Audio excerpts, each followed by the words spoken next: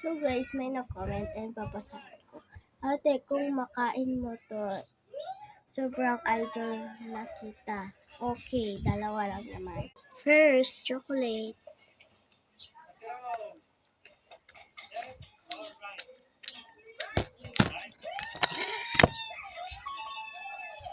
Second, tubig.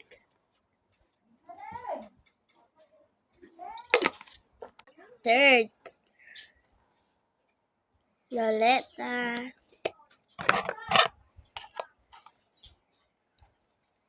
Bago ko to kakainin, mag-comment pa kayo kung anong kakainin ko and mag-follow, subscribe, and leave the kakainin ko na guys.